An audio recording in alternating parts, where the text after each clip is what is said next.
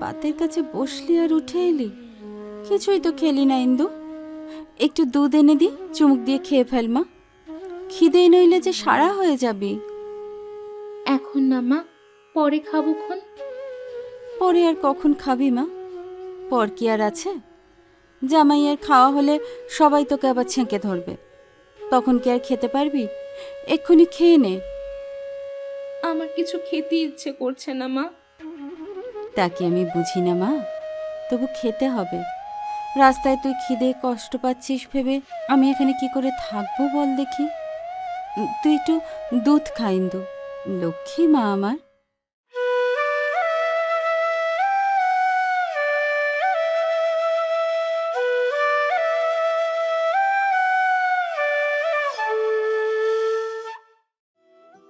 নমস্কার শ্রোতা বন্ধুরা, আমি মৌটুসী।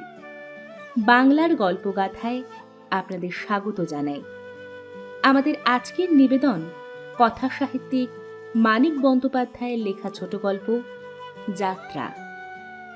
1937 সালে প্রাগৈতিহাসিক গল্পগ্রন্থে তার এই গল্পটি প্রকাশিত হয়। একটি মধ্যবিত্ত পরিবারের কনে বিদায়ের দৃশ্য এ গল্পের মূল উপজীব্য বিষয়।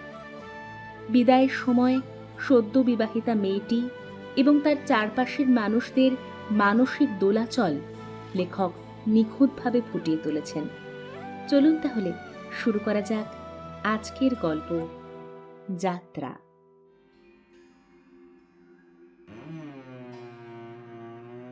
বৈশাখের সপ্তমী তিথিতেই এ বাড়িতে আজ বিজয়া আসিয়াছে। চারিদিকে বিচ্ছেদ বেদনার একটি করুণ ছায়াপাত হইয়াছে। কারণটা সম্ভবত এই যে সকলেই অল্পাধিক শান্ত, অথচ উৎসবের জের এখনো মেটে নাই। বাড়ি এখনো আত্মীয় স্বজনে ভরিয়া আছে। ছেলে মেয়েদের কলরব কালকের চেয়ে আজ কোনো অংশেই কম নয়। অকেজো লোকের অকারণ চলাফেরা, কাজের লোকের অসহিষ্ণু ব্যস্ততা, খাওয়া খাওয়ানো, মাছ কোটা, তরকারি কোটা, হলুদ বাটা ও রান্নার সমারোহ সবই পুরোদমে চলিতেছে। উঠানের কোণে নিম আর আম গাছের মেশানো ছায়ায় পাতা চৌকিতে বয়স্ক প্রতিবেশীদের হুঁকা টানার বিরাম নাই। তা ইহা স্বাভাবিক বৈকি। এতগুলি মানুষের মধ্যে ধরিতে গেলে কয়জনেরই বা বুকের ভিতরটা আজ ভারী হইয়া উঠিয়াছে, চোখের আড়ালে অশ্রু জমিয়াছে। দৈনন্দিন জীবনটা নিরুৎসব সকলেরই। জীবন পিছনে ফেলিয়া উৎসবের নিমন্ত্রণ রাখিতে আসিয়াছে আজ যাহারা, দাবি তাহাদের আনন্দ আর বৈচিত্র্য। বরকনে বিদায় ব্যাপারটা তাহাদের কাছে বিদায় উৎসব ভিন্ন আর কিছুই নয়। মা ও মেয়ের কান্নাকাটি তাহারই আনুষাঙ্গিক অনুষ্ঠান মাত্র। তবু বেশ বুঝিতে পারা যায় সমস্ত বাড়িটাই কেমন যেন ঝিমাইয়া পড়িয়াছে। আছে সবই, কেমন যেন বিমানান হইয়া আছে।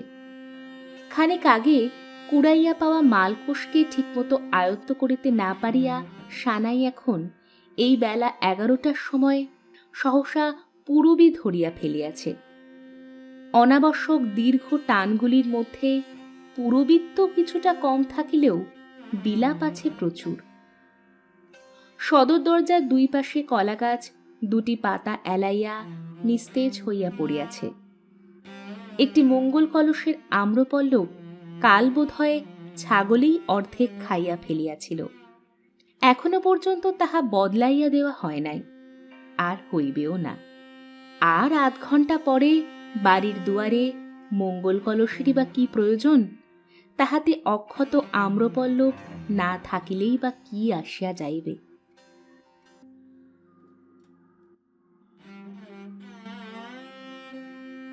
খেন্তেই বিশেষ বন্ধু। ছেলে কোলে সকাল হইতে সে ইন্দুর কাছে থাকিয়াছে, নানা গল্প করিয়াছে। আশ্বাস, উপদেশ, সান্ত্বনা, নিজের প্রথম স্বামীগৃহে যাওয়ার বিশদ বর্ণনা বলিতে কিছুই বাকি রাখে নাই। তবু যেন কথা ফুরাইতেছিল না। না ফুরাইবারই কথা। নেপথ্যে ভবিষ্যতের ব্যথা জমিয়াছে। আবার কবে দেখা হইবে কে জানে। এক সময় দুজনে বাপের বাড়ি আসিতে পারে, তবেই তো। খেন্তির ছুটি ফুরাইয়া আসিয়াছে, আর দিন তিনেক, তারপর বছর খানেকের মতো নিশ্চিন্ত। নিজের কথা সূত্র ধরিয়া খেন্তি বলিয়া চলিল, শোন ইন্দু, নিজেকে দুভাগ করে ফেলতে হবে। এক ভাগ শাশুড়ি, ননদ, দেওর এদের জন্যে, আর এক ভাগ বরের জন্য।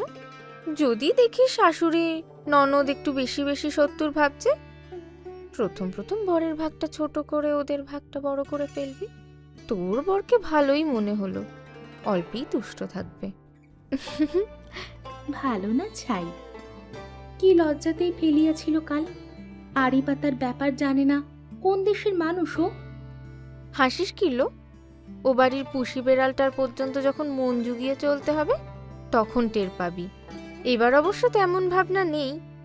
যে কটা দিন থাকিস, বয়স আর রূপের সমালোচনা শুনে আর যে যা করতে বলে করে ঘরের মেয়ে ঘরে ফিরে আসবি। ঠেলা বুঝবি পরের বার কেউ আপন করবার চেষ্টাটুকুও করবে না, এক বর ছাড়া। তা বড় যে খুব বেশি চেষ্টা করবে মনেও করিস না। নিজে নিজে তোকে সকলের আপন হতে হবে। বাবা, সে এক তপস্যা। লোক যদি ওরা মোটামুটি ভালো হয়, তাহলে বছর খানেকের তপস্যাতে একরকম ঠিক হয়ে আসে। পান থেকে খসা চুনটুকু নিয়ে আর কেলেঙ্কারি কাণ্ড বেঁধে যায় না। গরম মেজাজি কেউ থাকলেই চিত্তের। একটা ফ্যাকড়া যদি বাঁধে, আর কি রইল তা চিরস্থায়ী হয়। দোষ সে তোমারই হোক আর যারই হোক। আমার মেজ ননদ, উফ কি রাগ বাবা, তাওয়ার মতো তেতেই আছে। আমাকে গাল না দিয়ে আজও কি সে জল খায়? খায় না। শাশুড়ি মাকে লোক মন্দ নয়, তাই রক্ষে, নইলে গিয়েছিলাম আর কি। মেজ ননদের সঙ্গে কবে কি তুচ্ছ ব্যাপার নিয়ে খুঁটিনাটি বাঁধিয়াছিল, খেন্তি তাহার কয়েকটা দৃষ্টান্ত দাখিল করিল। শেষে বলিল, তা শোন, পরের বার যখন যাবি একটা কথা মনে রাখিস, ভোর 5টা থেকে রাত 10টা পর্যন্ত যত মুখ বুজে খাটবি, সবাই তত ভালো বলবে। আর রাত জেগে বরের সঙ্গে যত গুজগাজ ফিসফাস করতে পারবি, ও তত খুশি হবে। শেষেরটাতেই ভয় ভাই, যা ঘুম কাতুরে আমি, জানিস তো। ঘুম আর চোখে থাকবে না লো, থাকবে না। বরঞ্চ মনে হবে পোড়া বিধাতার কি বিবেচনা, মরে যাই মরে যাই। এত ছোট করেছে রাত, তার ওপর আবার ঘুমের ব্যবস্থা। ঘটনার ঘন ঘটায় ইন্দুর মন উদ্ভ্রান্ত হইয়াছিল। সখীর পরিহাসে সে অল্প একটু হাসিল বটে, কিন্তু কৌতুক অনুভব করিল আরো কম। হরেন ইন্দুর বরের নাম। মানুষটার চেয়ে নামটির সঙ্গে ইন্দুর পরিচয় বেশি দিনের। নাম ও নামীকে সে এখনো একত্র জড়াইয়া ভাবে। সে অনেকক্ষণ বসিয়াছে। নতুন জামাইয়ের খাইতে সময় লাগে, কিন্তু সে আর কতক্ষণ। হরেনের খাওয়া হইলেই যাত্রা। অজানা অচেনা মানুষের সঙ্গে সেই তালশিমুলির উদ্দেশ্যে যাত্রা। সেখানে যাইতে হইলেই 13 মাইল পালকিতে গিয়া স্টিমার ধরিতে হয়। রাত 10টায় সে স্টিমার কোন স্টিমার ঘাটে নামাইয়া দেয় কে জানে। তারপর রাত 12টা অবধি পাড়ি জমাইতে হয় নৌকায়। মালপতি হইতে তালশিমুলি অনেক দূর, এতই দূর যে ব্যবধানটা ইন্দুর মনে দিকহীন রায়ঘোষানির মাঠের মতো ধুধু করিতে থাকে। বৈশাখের খররৌদ্রে যে মাঠের তৃণগুলি ঝলসাইয়া গিয়াছে, এখন যাহার দিকে তাকাইলে আগুনের হলকায় দু চোখ টনটন করিবে। রায়ঘোষানির মাঠ ঘেঁষিয়া স্টিমার ঘাটের পথটা অনেক দূর অবধি সিধা চলিয়া গিয়াছে। তারপর ডাইনে বাঁকিয়া ঢুকিয়া পড়িয়াছে 7 গাঁয়ে। ওই গ্রামে স্বরূপ চক্রবর্তীর বাড়ি। স্বরূপ চক্রবর্তীর ছেলের সঙ্গে ইন্দুর সম্বন্ধ হইতেছিল। কেন ভাঙিয়া গেল কে জানে। ওখানে বিবাহ হইলে একদিক দিয়া ভালোই হইত ইন্দুর, যখন তখন সে বাপের বাড়ি আসিতে পারিত। সোমবারে বৃহস্পতিবারে বাবা আর দাদা মালসীপুকুরের হাটে যাইবার সময় তাহার সঙ্গে দেখা করিয়া আসিতে পারিত। স্বরূপ চক্রবর্তীর বাড়ির পিছনের ধানক্ষেতটা পার হইয়া আসিয়া দাঁড়াইলে মালপতির গাছপালা তাহার চোখে পড়িত। সবচেয়ে উঁচু তালগাছটার নিচেই তাহাদেরই বাড়ি। ছেলে কালো তো কি হইয়াছে, বরে রং ধুইয়া সে কি জল খাইত? তাছাড়া স্বরূপ চক্রবর্তী আর তাহাদের ছেলে দুজনেই তাকে বউ করিবার জন্য কিরকম ব্যগ্র হইয়াছিল। চক্রবর্তী গিন্নিকেও সে দেখিয়াছে, ভারী শান্ত অমায়িক মানুষ। ওখানে বিবাহ হইলে শ্বশুরবাড়ির আদর জুটিবে কি অনাদর জুটিবে এই নিয়া ইন্দুকে আর এমন দুর্ভাবনায় পড়িতে হইত না। তাহাকে বউ পাইলে উহারা বর্তিয়া যাইত। তবে কিশোর মহাদেবের মতো এমন বর্তি তাহার জুটিত না, এই যা আফসোসের কথা। মার অবসর কম। খুব ভোরে আধ ঘণ্টা খানেক মেয়েকে বুঝাইবার সুযোগ তিনি পাইয়াছিলেন। তারপর মাঝে মাঝে নানা ছলে মেয়ের ম্লান মুখখানি দেখিয়া যাওয়ার বেশি সময় করিয়া উঠিতে পারেন নাই। এখন আর তিনি থাকিতে পারিলেন না। নতুন জামাইকে আদর করিয়া খাওয়াইবার লোক আবশ্যকের অতিরিক্তই ছিল, তথাপি ঘরে ঢুকিয়া বলিলেন, যা তোমা খেনতে, জামাইয়ের খাওয়াটা একটু দেখ তো গিয়ে। সে কি মাসিমা, জামাই একা খাচ্ছে নাকি? ছেলেকে কাঁধে তুলিয়া খেন্তি তাড়াতাড়ি চলিয়া গেল। পাতের কাছে বসলি আর উঠে এলি, কিছুই তো খেলি না ইন্দু। একটু দুধ এনে দি, চুমুক দিয়ে খেয়ে ফেল মা, খিদে নইলে যে সারা হয়ে যাবি। মার গলার স্বর এমন করুণ শোনাইল যে দুধ খাইতে ইন্দু একেবারে অস্বীকার করিতে পারিল না। বলিল, এখন না মা, পরে খাবো খন। পরে আর কখন খাবি মা? পর কি আর আছে? জামাইয়ের খাওয়া হলে সবাই তোকে আবার ছেঁকে ধরবে, তখন কি আর খেতে পারবি? এক্ষুনি খেয়ে নে। আমার কিছু খেতে ইচ্ছে করছে না মা। তা কি আমি বুঝি না মা? তবু খেতে হবে। রাস্তায় তুই খিদে কষ্ট পাচ্ছিস ভেবে আমি এখানে কি করে থাকবো বল দেখি। তুই একটু দুধ খা ইন্দু, লক্ষ্মী মা আমার। একটু মানে এক বাটি, এবং বাটিটাও নেহাত ছোট নয়। দুধের পরিমাণ দেখিয়া ইন্দু ভয় পাইল। মার মুখ চাহিয়া সবখানে দুধ কোনো মতে যে গেলা যায় না এমন নয়, কিন্তু রাস্তায় বমি হওয়ার আশঙ্কা আছে। তবু খাইতে হইল তাহাকে সবটাই। সে যেন অবোধ অবাধ্য শিশু, এমনিভাবে গায়ে মাথায় হাত বুলাইয়া তোষামত করিয়া বকিয়া মা তাহাকে সবটুকু দুধ খাওয়াইলেন। ভিজা হাত মুখে বুলাইয়া নিজের আঁচলে মুখ মুছাইয়া দিলেন। চুপি চুপি বলিলেন, এক কাজ করবি ইন্দু, খানিকটা সন্দেশ দলা করে কলা পাতায় মুড়ে দিচ্ছি, সঙ্গে নিবি? রাস্তায় যদি খিদে পায়। মা গো, মেয়েকে যে তিনি এত ভালোবাসেন আগে তাহা কে জানিত।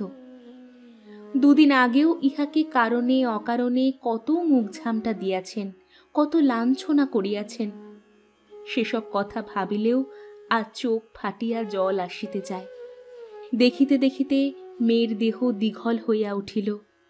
দুধ না, ভালো মাছটুকু না, তবু যেন কলা গাছের মতো হু হু করিয়া বাড়িয়া চলে, অথচ বর জোটে না। মেয়ের দিকে তাকাইলেও বুকের ভিতরটা যেন তাহার হিম হইয়া যাইত। 1 বছর ধরিয়া পেটের মেয়ে যেন শত্রুরও বাড়া হইয়াছিল। এমন রাজরানীর মতো আজ ইহাকে মানাইয়াছে। এমন গড়ন, এমন মাজা রং, এমন লাবণ্য, কিছুই কি তখন চোখে পড়িত ছাই?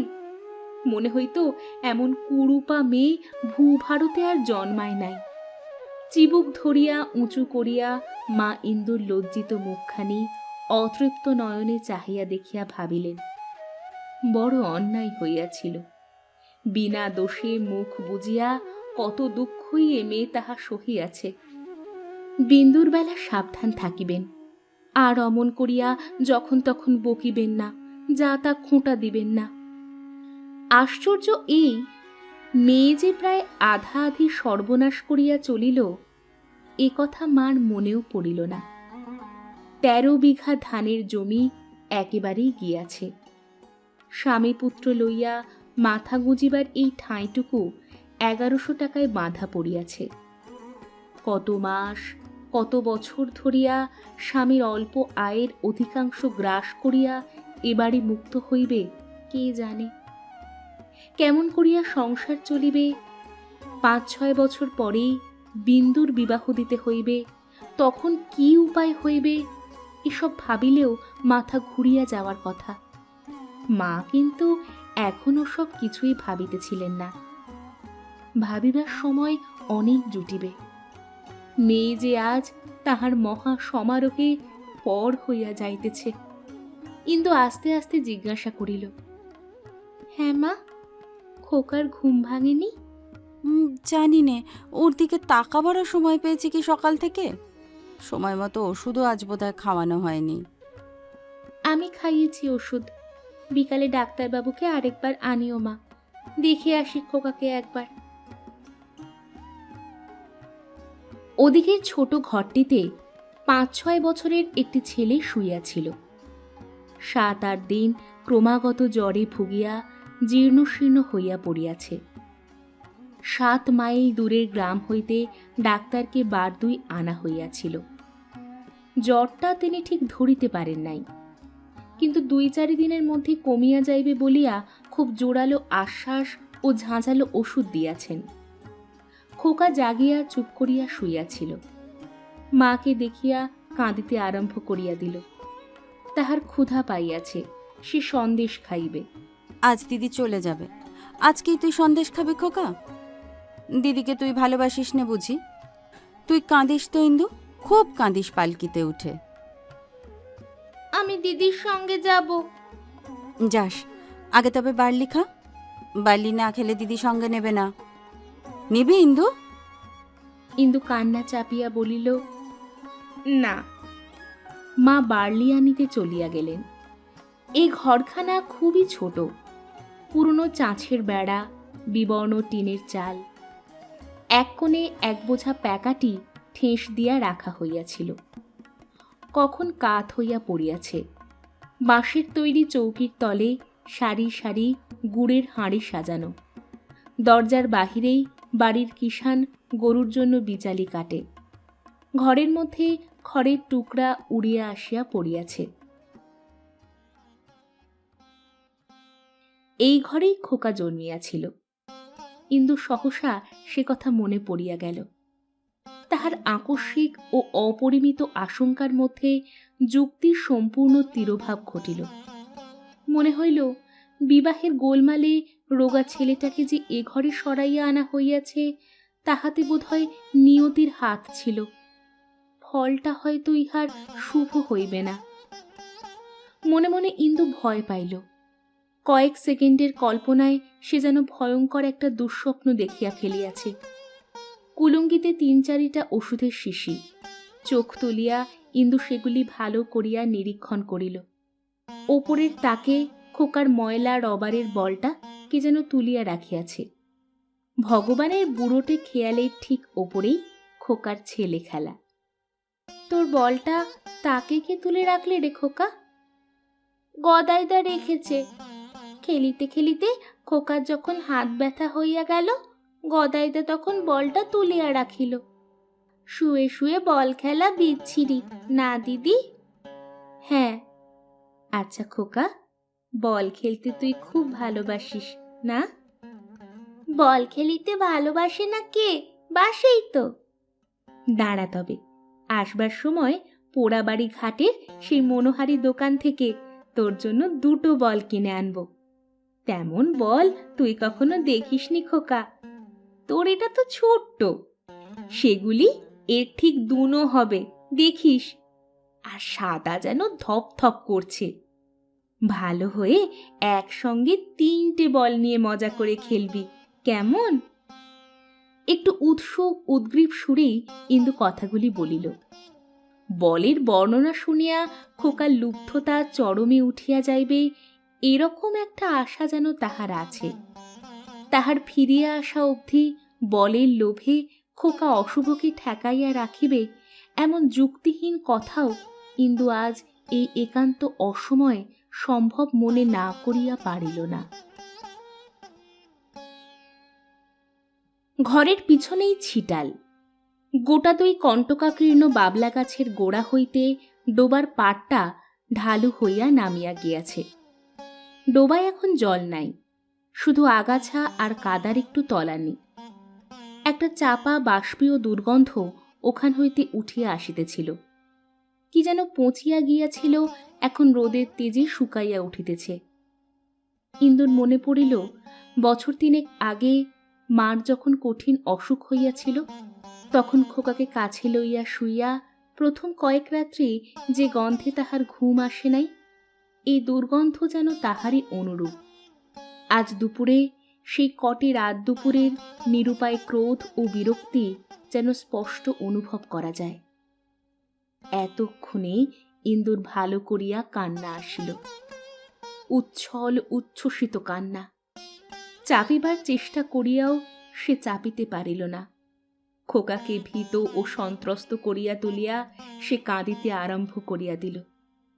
চোখে চাপা দেওয়া আঁচল তাহার চোখের জলে ভিজিয়া গেল।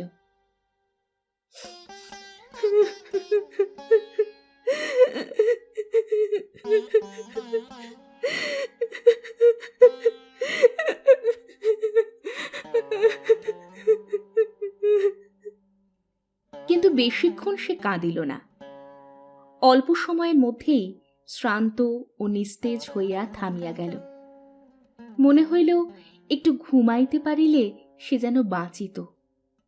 খোকার পাশে শুইয়া খোকার শীর্ণ তপ্ত দেহটি বুকে জড়াইয়া খানিকক্ষণের জন্য চোখ বুজিবার লোভ ইন্দুকে ব্যাকুল করিয়া তুলিল। বরের খাওয়া বোধ হয় এতক্ষণে হইয়া গিয়াছে। আঁচাইয়া পান মুখে দিতে তাহার যতটুকু সময় লাগিবে, ঠিক ততটুকু সময় ইন্দু তাহার এই ছোট ভাইটির বিছানায় একটু শুইতে চায় আজ।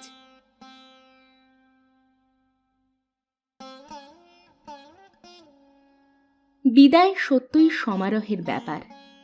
কয়েকটি অনুষ্ঠান আছে, সুন্দর কয়েকটি মেয়েলি আচার যথাবিহিত পালন করিতে হয়। প্রণামের ঘটাও কম নয়। উচ্চারিত অনুচ্চারিত আশীর্বর্ষণ লিপিবদ্ধ করিলে একখানি চটি বই হয়। প্রতিবেশিনীদের মন্তব্যগুলি পরস্পরের প্রতি ফিসফিস করিয়া কিন্তু বরকনে ও অন্যান্য অনেকেরই সুশ্রাব্য স্বরে তা চটি বইয়ে কুলায় না। ইহাদের মধ্যে বয়স্কারা স্পষ্ট স্মরণ করিতে পারেন 3টি ছেলে মেয়ে কোলে লইয়াও শ্বশুরবাড়ি আসিতে তাহারা কত কাঁদিয়াছিলেন। যাহারা ছোট, শ্বশুরবাড়ি যাইবার সময় খুব একচোট কাঁদিবার ভরসা তাহারা রাখে। ইন্দু যে কাঁদিল না, ইহাদের সকলের কাছেই তাই তাহা অসহ্য ঠেকিল।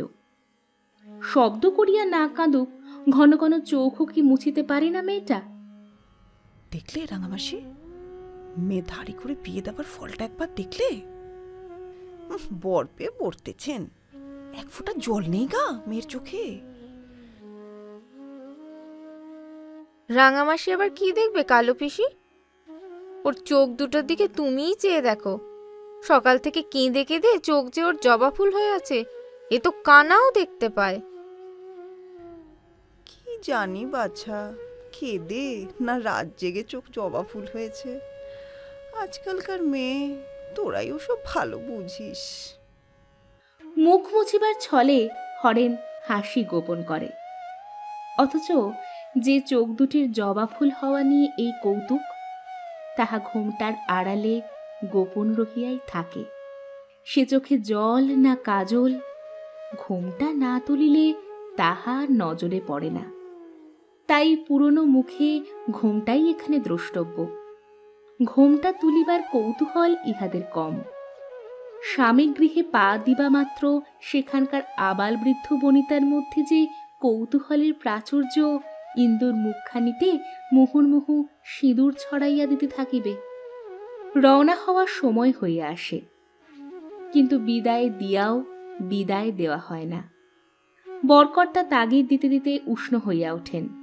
চারিদিক হইতে এই হলো রব উঠিয়া তাহাকে কথঞ্চিত শান্ত করে। কনের বাবা ঠ্যাঙানো জন্তুর মতো উদ্ভ্রান্ত দৃষ্টিতে চারিদিকে চাহিতে চাহিতে ক্রমাগত হাত কচলান। ওদিকে দিদির সঙ্গে যাওয়ার বায়না নিয়া খোকার কান্না আর থামে না। ইন্দুর ইচ্ছা হয় এই অসহ্য অত্যাচারের হাত এড়াইতে ছুটিয়া পালকিতে উঠিয়া পড়ে। বেদনার এই বিরাট ভূমিকা কেন? থাকিবার যখন উপায় নাই, তাড়াতাড়ি যাওয়াই ভালো। উঠানে দাঁড়াইয়া না থাকা, না যাওয়ার যন্ত্রণাটা এমন সমারোহের সহিত ভোগ না করিলেই কি নয়? দাঁড়াইয়া থাকিতে ইন্দুর কষ্ট হয়।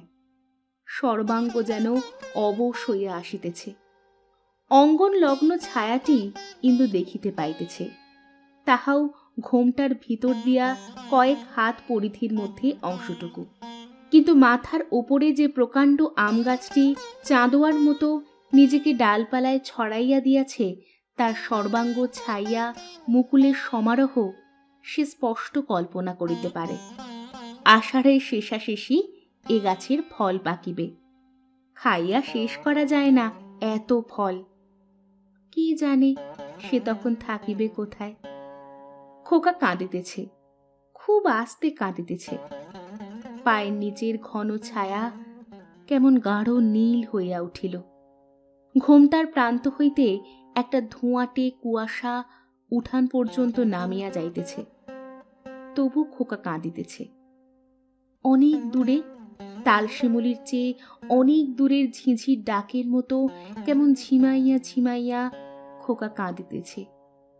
শুনিতে শুনিতে ইন্দুর মাথার মধ্যে একটা দুর্বোধ্য ঝমঝম শব্দ আরম্ভ হইল এবং পর মুহূর্তে সমস্ত উঠানটা বার কয়েক দুলিয়া শব্দহীন অন্ধকারে তলাইয়া গেল। দুই হাত বাড়াইয়া উঠানটা ধরিতে গিয়া সে উঠানেই টলিয়া পড়িয়া গেল। হরেনি তাহাকে ধরিয়া ফেলিল, কিন্তু ধরিয়া রাখিল না। আস্তে আস্তে উঠানে নামাইয়া দিয়া বাকি কর্তব্যের ভার অন্য সকলের ওপর ছাড়িয়া দিয়া সে সরিয়া দাঁড়াইল। চারিদিকে ভারী চেঁচামেচি আরম্ভ হইল। কি হইল এবং যা হইল তা কেমন করিয়া হইল জানিতে চাহিয়া জল ও পাখার দাবি জানাইয়া সকলে ভীষণ হট্টগোল বাঁধাইয়া দিল। ভুলুণ্ঠিতা কন্যার মস্তক কোলে তুলিয়া লইয়া মা বার বার তাহার নাম ধরিয়া ডাকিয়া ডুকরাইয়া কাঁদিয়া উঠিলেন। মেয়েরা এক বাক্যে হা হুতাশ করিল। ইন্দু, ইন্দু রে, মা আমার। তারপর জল আসিল, পাখা আসিল। ইন্দুর সিঁথির আলগা সিঁদুর জলে ধুইয়া গেল। তাহার রাঙা চেলিতে উঠানের কাদা লাগিল এবং প্রায় 4 মিনিট সময় সকলকে ভীত সন্ত্রস্ত, বিহ্বল ও উত্তেজিত করিয়া রাখিয়া ইন্দু চোখ মেলিয়া তাকাইল। চারিদিকে চাহিয়া সে বলপ্রয়োগে উঠিবার চেষ্টা করিল, কিন্তু মার দৃঢ় আলিঙ্গন ছাড়াইতে পারিল না। যাত্রা আধ ঘণ্টা খানিক পিছাইয়া গেল। ইন্দুর আকস্মিক মূর্ছার কারণ সম্বন্ধে গবেষণা হইল প্রচুর। উপবাস, দুর্বলতা, মনোকষ্ট, গ্রীষ্মাতিশয্য। ঢংলো ঢং, ঢং করে মেয়ে মূর্ছ গেলেন, এ আর বুঝি না। এই অনুমান কয়টি প্রাধান্য পাইল বেশি। অবশেষে সাব্যস্ত হইল যে দুর্বলতা নয়। অমন স্বাস্থ্যবতী মেয়ের আবার দুর্বলতা কিসের? গরমটাই আসল কারণ। সহজ গরমটা পড়িয়াছে আজ, বসিয়া থাকিতে থাকিতেই লোকের ভিড়মি লাগিবার উপক্রম হয়।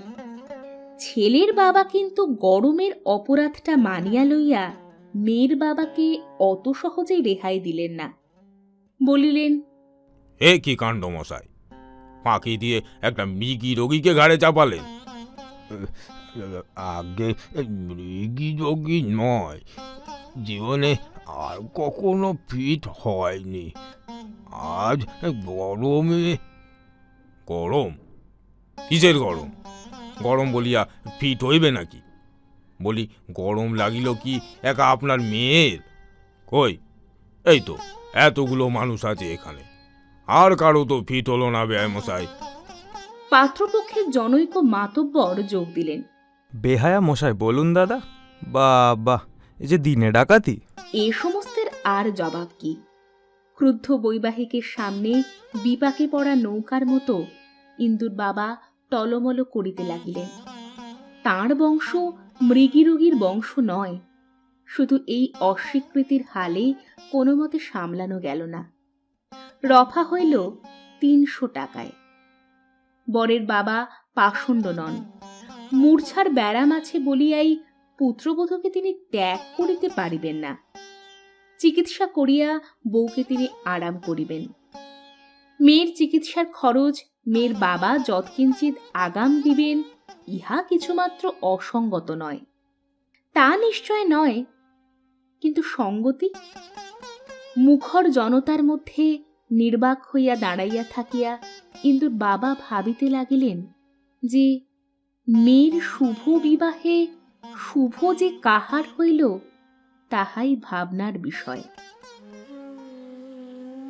উত্তেজিত বেদনায় হৃদয় ভাঙিয়া যাওয়ার সময় 4 মিনিট তাহাকে ক্লোরোফর্ম করিয়া রাখার জন্য ভাগ্য ডাক্তারকে যে ৩০০ টাকা ঘুষ দিতে হইয়াছে, ইন্দু তাহা জানিতে পারিল না। জানাইয়া যাহারা দিত, মেয়েকে এক প্রকার কোলে করিয়া পালকিতে তুলিয়া দেওয়া পর্যন্ত মা তাহাদের সংযত রাখিয়াছিলেন। তাহার মর্মবেদনার বুহ ভেদ করিয়া আর কেহ ইন্দুর নাগাল পায় নাই। পালকির মধ্যে হরেনের সান্নিধ্যে মূর্ছার জন্য ইন্দু তাই কেবল লজ্জাতেই মরিয়া যাইতেছিল। বাধ্য হইয়া একটু একটু চেনা বরের কোলে মাথা রাখিয়া শুইবার মধুর লজ্জা। পালকি তখন 8 জন বেহারার কাঁধে রায়ঘোষানির মাঠ ঘেঁষিয়া চলিয়াছে। অন্য পালকি 4খানা পিছাইয়া পড়িয়াছিল। হরেন পালকির দরজা খুলিয়া দিল, বলিল, ঘামে সেদ্ধ হচ্ছে, এ গরম বাতাসও ভালো, কি বলো? ইন্দু কিছুই বলিল না, উঠিয়া বসিবার চেষ্টা করিল। বাধা দিয়া হরেন বলিল, না না, উঠো না, শুয়ে থাকো।